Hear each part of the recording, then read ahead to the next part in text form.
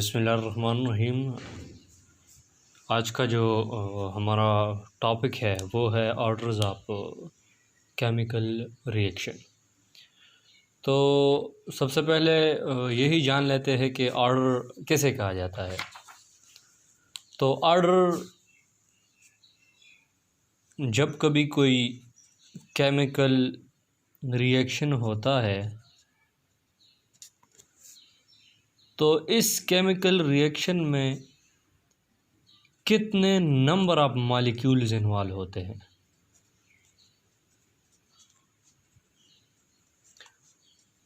इसे कहा जाता है order of a chemical reaction. किसे कहा जाता है?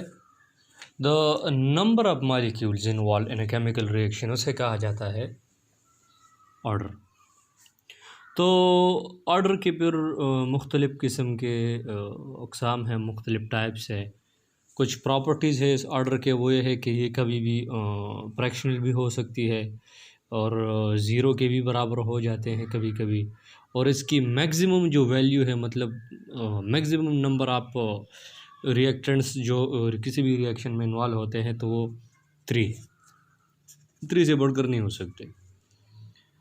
तो इसी तरह ऑर्डर्स के भी 4 टाइप्स है। एक को कहा जाता है ज़ीरो ऑर्डर, दूसरे को कहा जाता है फर्स्ट ऑर्डर, तीसरे को सेकंड और third order of reaction.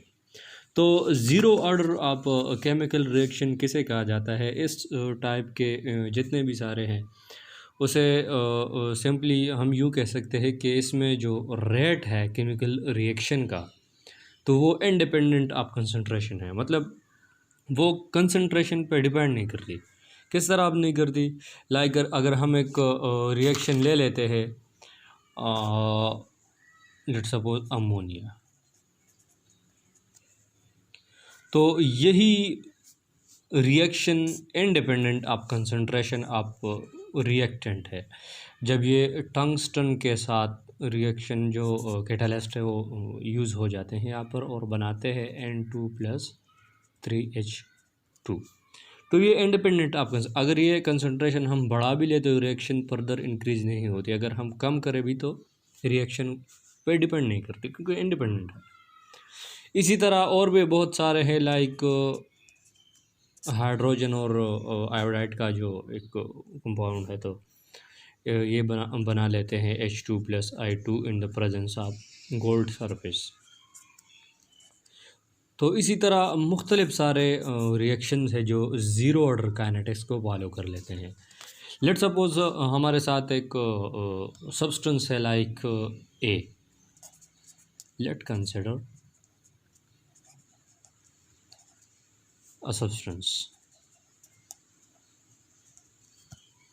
Like a. ये एक सब्सटेंस है ए वाला। तो अब जब ये रिएक्शन कर लेते हैं तो ये प्रोडक्ट्स बना लेते हैं।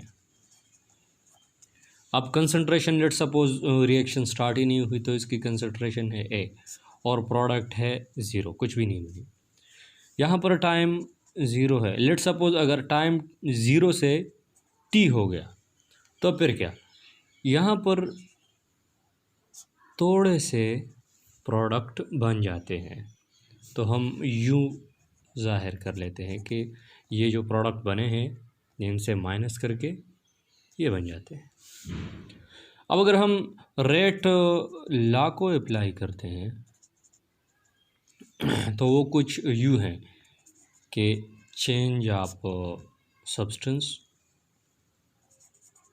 With unit time is directly proportion to concentration. Like जो यहाँ पर कंसंट्रेशन है वो ये वाला है, तो हम लिख लेते हैं A-X। अब चूँकि प्रोपोर्शन है तो रिमूव करने के लिए एक इक्वल का साइन लगा के एक कांस्टेंट ही पुट कर लेते हैं, dx/dt is equal to constant, और ये रहा A-X। अब इसकी ऑर्डर कौन सी है? Zero order. ज़ीरो ही पुट कर लेते हैं। तो क्या हो जाता है, हम जानते हैं कि मैथ्स के कुछ रूल्स है। वो ये है कि जब कभी कोई भी को एलिमेंट हो, अगर वो 1000 हो, एक नंबर हो सपोज़, और कोई भी चीज़ हो, उसके यहाँ ऊपर ना पावर अगर ज़ीरो आ जाता है तो वो 1 के बराबर बन जाते हैं।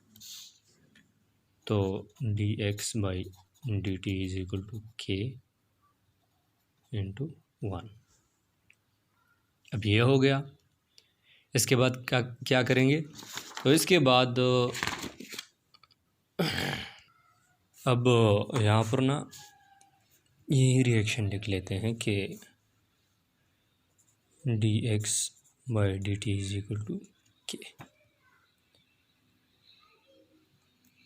अगर हम इसे कांस्टेंट को ना या इस d/dt को यहाँ पर ले आते हैं, तो फिर क्या करेंगे, dx dt multiplied dt is equal to k into dt, ताकि हम इस x को मालूम करें, इसलिए कट हो गया। यहाँ पर ना dx बराबर हो जाता है k dt का। ये जो d है ये डिफरेंशियल वाला है। हमने इस और चूँकि चेंज है इसी वजह से हम डिफरेंशियल लिख लेते हैं। अब डिफरेंशियल को ख़त्म करने के लिए हम क्या करते हैं, इंटीग्रेशन लेते हैं। तो ये रहा उसका इंटीग्रेशन, और इंटीग्रेशन के साथ हम एक कांस्टेंट ही पुट कर लेते हैं, सी इंटीग्रेशन कांस्टेंट। तो यहाँ पर तो ये दोनों खट जाते हैं और यहाँ पर आ जाता है simply x is equal to K T plus C. तो ये रहा एक फाइनल इक्वेशन हमारे साथ। अब ये k क्या है, k है rate constant for zero order kinetics. और अगर किसी को इस k के बारे में और इस t के बारे में कोई जानकारी हो तो वो कंसंट्रेशन को इजीली फाइंड आउट कर सकते हैं। अब निकाल लेते हैं इसकी यूनिट्स को, units of zero order kinetics.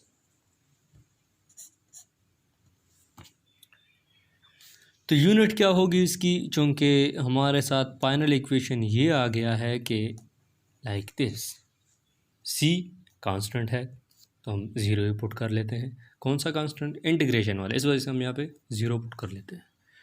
तो x is equal to K T plus zero.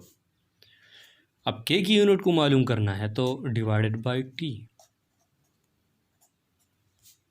यहाँ पर आ जाता है x/t is equal to k। Simple यूँ कर लेते हैं कि k is equal to x/t। अब टाइम की अगर हम बात करते हैं तो टाइम की यूनिट है सेकंड, और x चूँकि कंसंट्रेशन है तो कंसंट्रेशन की यूनिट हम यूँ लिखते हैं कि मोल पर डेसीमीटर क्यूब। लाइक मोलरिटी जब हम लिख लेते हैं कंसंट्रेशन के लिए, तो यहाँ पर पुट कर लेते हैं लाइक दिस, मोल पर डेसीमीटर क्यूब पर सेकंड। ये रहा यूनिट।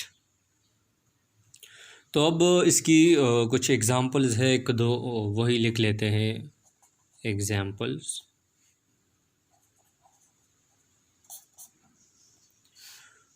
तो एग्जांपल में हम लिखते हैं लाइक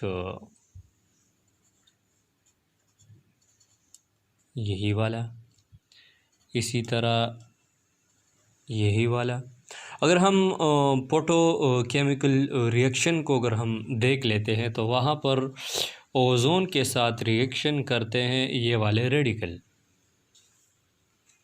तो यही रिएक्शन करके यहाँ पर बना लेते हैं, और बना लेते हैं यहाँ पर in the presence of protons NO2 plus O2। यही भी ज़ीरो ऑर्डर काइनेटिक्स को फॉलो करते हैं।